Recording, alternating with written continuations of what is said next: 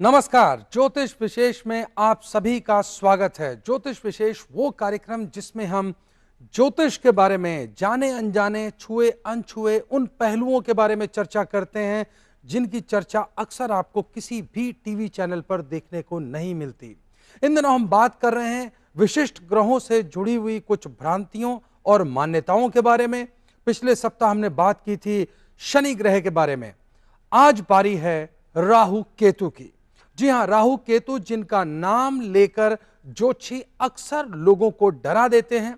राहु काल का नाम आते ही लोग अपने शुभ कार्य, जरूरी काम रोक देते हैं। उन्हीं राहु केतु के बारे में आज चर्चा करेंगे ज्योतिष विशेष में। और हमारे साथ चर्चा करने के लिए मौजूद है प्रख्यात ज्योतिषाचार्य डॉक्टर विनोद शास्त्री और प्रख्यात ज्योतिषाचार्य पंडित मुकेश भारद्वाज। आप दोनों का स्टूडियो में बहुत बहुत स्वागत है। बहुत आसान भाषा में अगर बात की जाए तो दो सर्कल्स अगर मैं ड्रॉ करूं और जो पॉइंट ऑफ इंटरसेक्शन उन दो सर्कल्स के जिन दो बिंदुओं पर है, पहला पॉइंट है वो छाया ग्रह राहु है और दूसरा पॉइंट है वो केतु है। बिल्कुल। पंडित मुकेश भारद्वाज, आपसे जानना चाहूंगा, ये जो छाया ग्रह राहु केतु, क्या आवश्यकता पड़ गई? क्या 7 ग्रह से ज्योतिष का काम नहीं चल रहा था? सवाल यह है कि क्यों राहु केतु की आवश्यकता पड़ी। होता क्या है कि जब हम हमारी किसी भी चीज के बारे में बात करते हैं, किसी भी हमारे दृष्टिकोण की बात करते हैं, तो पॉजिटिव और नेगेटिव दोनों बातों की चर्चा होती है कि किसी व्यक्तित्व के अंदर क्या अच्छा और क्या बुरा है। यहां पर जब हम अच्छाइयों की बात करते हैं, प्रभावों की बात करते हैं किसी भी व्यक्तित्व के ऊपर, तो केवल दृष्टि संबंध ही नहीं, उस चीज के पीछे जब पृथ्वी की जब बात हो रही है तो खाली आप ये नहीं कह सकते कि जब वो दिखाई नहीं दे रहा है आपको ग्रह तो उसकी स्थिति क्या होगी। जब चंद्रमा एक उपग्रह की तौर पर काम कर रहा है पृथ्वी के, सारे जो जितने भी ग्रह हैं उनकी छाया वहां तक आती है, किरणें वहां तक आती हैं और वो सैटेलाइट की तरह से आपको वो रिसेप्शन देता है। तो हमारे साथ साथ जब वो मूव कर रहा है पृथ्वी के साथ साथ, तो उसकी जो मूवमेंट है, जो बची हुई चीज है, सीधे पृथ्वी पर आ रही हैं, जो चंद्रमा के थ्रू आ रही हैं, इनके समायोजन के लिए 2 ग्रहों की व्यवस्था की गई। भाई जो क्रांति जब हो रही है तो व्यवस्था क्या होगी, उसको लेकर के इनकी रचना की गई। आपने कहा कि 2 पथ, लेकिन 18 महीने की जब आप बात करेंगे तो देखेंगे कि चंद्रमा से भी इसका कोरिलेशन है। पृथ्वी के साथ साथ घूमता हुआ चंद्रमा जब उस क्रांति पथ के चल रहा है तो वो 45 दिन का पीरियड जो आ रहा है, पृथ्वी आगे सरक रही है और वो 45 दिन का पीरियड इसलिए निकल रहा है क्योंकि पृथ्वी के साथ साथ चंद्रमा है।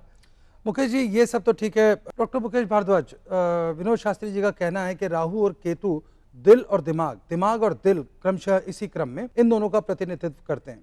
जैसे और ग्रह हैं, कहा जाता है कि शुक्र ग्रह फलां चीज के लिए हैं, मंगल ग्रह फलां चीज के लिए हैं, ऐसे ही राहु केतु के साथ में सीधे सीधे क्या जोड़ा जा सकता है? आप अगर सीधे कर्मों को जोड़ के देखना चाहें तो देख सकते हैं कि केतु के लिए आप ज्ञान है, छिपी हुई चीजें हैं, कुछ ऐसी चीजें जिनको कहना चाहिए कि हम अन्वेषणात्मक अपनी बुद्धि है। राहु के साथ अगर जोड़ते हैं तो तेज गति, स्पीड, जहां कहीं भी तेजी से काम हो रहा है, जहां कहीं भी बाहुबल का प्रयोग हो रहा है, जहां भी क्रूरता का प्रयोग हो रहा है, ये सारे काम राहु के हैं। जहां पर भी अस्थिर चित्त है, जहां पर भी दृढ़ता है, जहां पर भी वीरोचित क्रूरता असीम है, ये सब काम राहु के हैं। केतु बृहस्पति को रिप्रेजेंट करता है, राहु शनि को रिप्रेजेंट करता है, एक प्रकार से आप कह सकते हैं। तो ये डिवाइडेशन हो गया कि वो जाएगा देवताओं के साथ, वो जाएगा राक्षसों के साथ, मतलब एक प्रवृत्ति के तौर पर अपन बात करें। अभी वक्त हुआ एक ब्रेक का। अभी तक हमने बात की है राहु केतु किन चीजों का प्रतिनिधित्व करते हैं और इनके पीछे पौराणिक आधार क्या है। ब्रेक के बाद जब हम लौटेंगे तो बात करेंगे असल मुद्दे की, क्या है राहु कालम और क्या वाकई डरना चाहिए राहु काल से। इसके अलावा राहु केतु क्या बिगाड़ और सुधार सकते हैं आपका, यह सब एक छोटे से ब्रेक के बाद।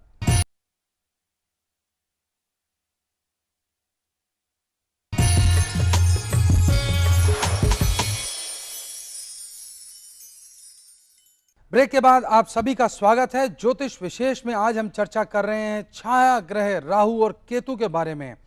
मुकेश जी, आपसे जानना चाहूंगा, अब अगर इन सब चीजों में वर्जित नहीं है तो वो कौन सी चीजें हैं जो वर्जित हैं राहु काल? राहु काल देखा जाए तो क्या समस्या पैदा करता है, ये विग्रहकारी ग्रह।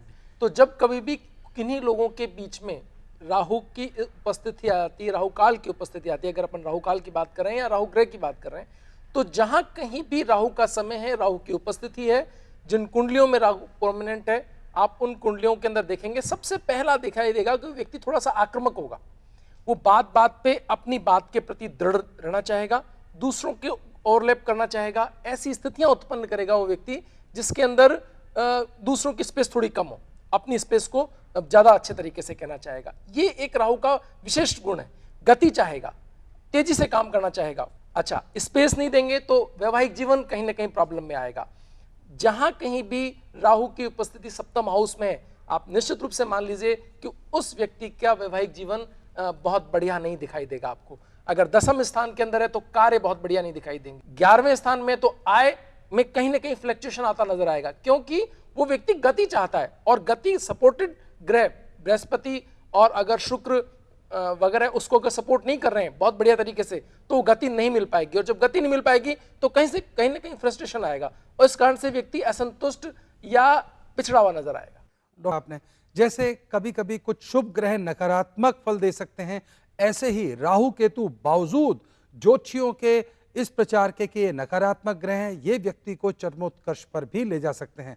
मुकेश जी, फिर आप पर आता हूं। आपने कहा 7वें में ऐसा हो सकता है, 10वें में ऐसा हो सकता है। अगर इनका कुछ नकारात्मक प्रभाव है भी तो मैं जानना चाहूंगा कि कोई ज्योतिषी कुंडली देखकर ये बताए के अलावा व्यक्ति को खुद को भी एहसास होना चाहिए कि वो राहु से पीड़ित है। मैं जानना चाहूंगा वो लक्षण जो कि व्यक्ति को खुद को महसूस होते हैं या दिखाई दे सकते हैं कि राहु की पीड़ा से वो ग्रस्त है। आप देखेंगे जिनको भी राहु की प्रॉब्लम है, 7th और 10th हाउस में राहु है या जो है 11वें आय स्थान, इन दो केंद्रों के अंदर अगर कहीं राहु की प्रॉब्लम महसूस कर रहा है व्यक्ति, उसकी सबसे बड़ी प्रॉब्लम होगी कि उसे गैस्ट्रिक प्रॉब्लम रहेगा। वो पाचन उसका सही नहीं होगा, पाचन सही नहीं होगा तो उसका टेम्परामेंट सही नहीं होगा। अगर किसी व्यक्ति को पंचम स्थान के अंदर, शिक्षा के स्थान के अंदर राहु है तो व्यक्ति बहुत एकाग्र होकर के नहीं पढ़ पाएगा, बैठ नहीं पाएगा, क्योंकि उसमें एक उद्दीपन रहेगा, एक उठ करके बार बार टहल के आने का भाव कहीं ना कहीं रहेगा। तो ये सब चीजें लक्षण है कि आप बार बार आपको अपनी चीज के प्रति एक उचाट, जिसको अपन एक शब्द है कि बार बार आपको मन में आएगा कि मैं बदलाव ले आऊं, मैं बदल जाऊं, मुझे चीजें बदल लेनी चाहिए। ये स्थिति जब आपके मन में रहती है तब आप ये मान सकते हैं कि राहु का। अच्छा, एक छोटा सा ब्रेक, लेकिन ब्रेक के बाद जब हाजिर होंगे न केवल ये जानेंगे कि केतु की पीड़ा के क्या लक्षण हैं, लक्षण ही नहीं राहु केतु की पीड़ा के उपाय भी जानेंगे हमारे साथ मौजूद ज्योतिषियों से, लेकिन ये सब एक छोटे से ब्रेक के बाद।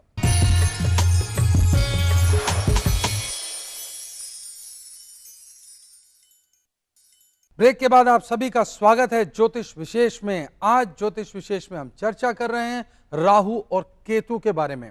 ब्रेक पर जाने से पहले हमने उन लक्षणों की चर्चा की जो कि राहु से पीड़ित व्यक्ति को खुद को महसूस होते हैं या हो सकते हैं। मुकेश जी, आपने राहु के लक्षण बताए थे, बताएं इन लक्षणों के बाद में यदि व्यक्ति को ये पता है कि वो राहु से ग्रस्त है, पीड़ित है, राहु उसकी कुंडली में ठीक स्थान पर नहीं है, ऐसे व्यक्ति को क्या उपाय करने चाहिए? जहां तक उपायों का सवाल है राहु को लेकर के, सबसे पहले उसे अपने अंदर एक बैलेंस के लिए एक कोशिश करनी चाहिए कि किस तरह वो सामंजस्य स्थापित कर पाए अपने परिवार में, अपने लोगों में। गोमेद धारण करके अपने वजन के हिसाब से, सब अगर उनका वजन है उसके दशमांश के अकॉर्डिंग वो अगर गोमेद की गणना करके किसी भी अच्छे ज्योतिषाचार्य से गोमेद धारण कर सकता है, जिससे उसके अंदर मनोभावों को समझने की, भावनाओं को समझने की एक प्रवृत्ति आएगी, अपने आप को स्थिर रखने की एक व्यवस्था उसको बनेगी। मैं कहता हूं अगर जब भी राहु से पीड़ित कोई व्यक्ति हो तो उन्हें बार बार, दिन में 5 बार भी अगर वो स्नान करें तो भी बहुत ही एक कहते हैं कि चमत्कारिक प्रभाव उस व्यक्ति को मिलेंगे। अपने घर के अंदर वो जो है हरी घास के ऊपर पैदल चलें और दिन में 4 बार 5 बार, जब भी उनको व्यग्रता महसूस हो, जब भी तनाव महसूस हो, उन्हें जो है स्नान लेना चाहिए। अगर कार्यालय में भी कभी आपसी सामंजस्य नहीं बैठ पा रहा हो तो कम से कम स्नान नहीं कर सकते तो मुंह धोकर के आंखों पे एक अच्छा सा पानी का छपाका लगाकर इस तरह की व्यवस्था करके भी वो अपने आप को संयत कर सकते हैं। जल खूब पिए। अगर कहीं पौधारोपण जहां कहीं भी उससे जुड़ते हैं, वो राहु के अंदर बहुत चमत्कारिक प्रभाव देने में सक्षम है। जब भी राहु की दशा चल रही हो या कोई प्रॉब्लम हो रही हो, बागवानी से जुड़े, इतना चमत्कारिक प्रभाव आएगा कि सारे कष्ट तो दूर होंगे ही, साथ में पुण्य फलों की प्राप्ति से कीर्ति और धन की बड़ी मात्रा में मिलेगा। आप इसका उदाहरण दे सकते हैं, आप अमिताभ बच्चन को उदाहरण ले सकते हैं। 18 साल मतलब राहु के उन्होंने क्या कीर्ति उन्होंने पाई। उन्होंने बहुत बड़ा वृक्षारोपण अभियान चलाया जो लोग जानते हैं उनके व्यक्तिगत जीवन को, वो जानते हैं कि कितना उन्होंने वृक्षों के प्रति उनका मोह देखने लायक था। आप शाहरुख खान को ले लीजिए, 18 साल उनकी भी कीर्ति का लोग ढूंढते रहते हैं कि ये व्यक्ति कैसे चला, साधारण शक्ल सूरत, इतनी ओवर एक्टिंग, कैसे इस व्यक्ति ने इतनी लंबी सफलता, वही उसी कारण। अटल बिहारी वाजपेयी, आप देखिए कितना लंबा उन्होंने जीवन, एक बेदाग जीवन जिया, 18 साल, लास्ट के दिनों में उनको जाकर के कीर्ति मिली, वो राहु की वजह से। तो ये सारे वो लोग हैं जिनके बारे में अपन बात करते हैं, इन्होंने राहु कारण बड़ी सफलताएं प्राप्त करी, एक अच्छा व्यवस्थित राहु को करके। तो पंडित मुकेश भारद्वाज की बात सुनकर जितने लोगों को आज तक ज्योतिषियों ने राहु का नाम लेके डराया, वो कम से कम निश्चिंत हो जाएं। बड़ा आसान है, खूब जल पिएं, जल के नजदीक रहें, हो सके उतनी बार स्नान करें। इसके अलावा वृक्षारोपण, पौधारोपण से जुड़ें, हरियाली के नजदीक रहें। ये सब न केवल आपको प्रसन्न चित्त रखेंगे, स्वस्थ चित्त रखेंगे, बल्कि राहु की पीड़ा से भी निजात दिलाएंगे। केतु के उपाय भी बड़े ही आसान हैं, जो कि हमारे बड़े बुजुर्ग भी कहते हैं, किताबों में लिखा हुआ है। लीजिए अब हमारे ज्योतिषियों के मुखारबिंद से सुनिए। अगर आप मर्यादित रहते हैं, अगर आप सत्य के साथ रहते हैं, तो फिर केतु अनिष्ट करते हुए भी आपका अनिष्ट नहीं कर पाएगा। आप अपनी प्रतिष्ठा पुनः प्राप्त कर सकते हैं, सिर्फ सच के साथ रहकर, मर्यादित जीवन जीकर। डॉक्टर मुकेश भारद्वाज, एक मैं संक्षेप में जानना चाहूंगा, जिस तरह की व्याख्या राहु की, केतु की, छाया ग्रहों की हुई है, ये कुछ साइकोलॉजिकल प्लैनेट्स ज्यादा मुझे प्रतीत हो रहे हैं, जो कि व्यक्ति की साइकोलॉजी को बहुत ज्यादा प्रभावित करते हैं। आप मुझे एकदम संक्षेप में ये बताएं, व्यक्ति अपनी साइकोलॉजी से ही जब पीड़ित है, तो ग्रह नक्षत्र उसका कुछ बिगाड़े ना बिगाड़े, वो स्वयं खुद का बिगाड़ने पर उतारू होता है। ऐसे में क्या उसके लिए बिल्कुल एक लकीर बना दी जाए कि वो कम से कम राहु केतु से ना पीड़ित हो? बहुत बढ़िया बात। एक्चुअली क्या है, सच कह रहे हैं आप, हम और ग्रहों के तो प्रत्यक्ष प्रभाव है, इनके अप्रत्यक्ष, क्योंकि छाया ग्रह, जैसा कि अभी बातचीत हुई, लंबी बातचीत का निष्कर्ष यही कि तनाव हमारे अंदर है और हम उस बेवजह के तनाव से पीड़ित हैं। हमने मान लिया है कि हमें परेशानी हो जाएगी, इसलिए हम परेशान हैं। हमने मान लिया है कि कोई हमें परेशान कर देगा, हमें दिक्कत पहुंचा देगा, इसलिए हम दूसरों को दिक्कत पहुंचा रहे हैं। तो यही राहु केतु का संक्षेप में एक आप बात कर सकते हैं। दूसरे ग्रहों के साथ मिलकर कम ज्यादा हो जाता है, वो एक अलग मुद्दा है, लेकिन अंततः तो हम ही उसकी जड़ है। तो हमें क्या करना चाहिए, हम अपनी चीजों को, केवल हमें इस भय से बाहर आना है कि ये हमें परेशान पहुंचा रहा है, कोई हमें परेशान नहीं पहुंचा रहा है, कतई भी कोई परेशानी नहीं है, बस अपने आप को इजी रखने की बात है। जैसे कि मैंने कहा, जल के पास, प्रकृति में पांचों तत्वों में से किसी भी एक के पास चले जाइए, इनमें से किसी को भी आप अंगीकार कर लीजिए, लंबे सांस ले लीजिए, मिट्टी में अपने आप को लेप लीजिए, आप सूर्य की किरणें ले लीजिए, आप जल का स्नान कर लीजिए, प्रकृति के साथ हो जाएंगे, राहु केतु वो कुछ नहीं बिगाड़ेंगे, आप तनाव रहित हो जाएंगे, आप तनाव रहित रहेंगे तो राहु केतु से बिल्कुल मुक्त रहेंगे। तो हमारे ज्योतिषीय पैनल का स्पष्ट तौर पर ऐसा कहना है कि राहु केतु नाम के जो छाया ग्रह हैं, इनका उपाय, इनका इलाज आप ही के पास है।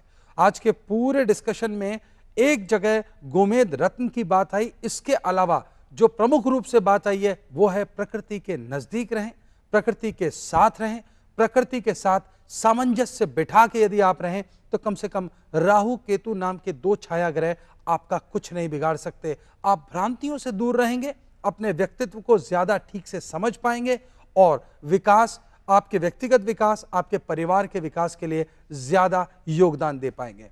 आप दोनों का स्टूडियो में आने के लिए बहुत बहुत धन्यवाद। हमारे दर्शक, मुझे उम्मीद है, बहुत लाभान्वित होंगे राहु केतु के बारे में इतनी विशिष्ट जानकारी पाके। ज्योतिष विशेष में आज बस इतना ही, लेकिन राहु केतु से जुड़ी एक बहुत महत्वपूर्ण बात जो आज के इस कार्यक्रम में नहीं समाहित हो पाई है, उसे हम अगले सप्ताह इस कार्यक्रम में लेंगे और चर्चा करेंगे राहु केतु से जुड़े काल सर्प योग की। तो देखना मत भूलिएगा ज्योतिष विशेष अगले सप्ताह इसी दिन, इसी समय, इसी चैनल पर। नमस्कार।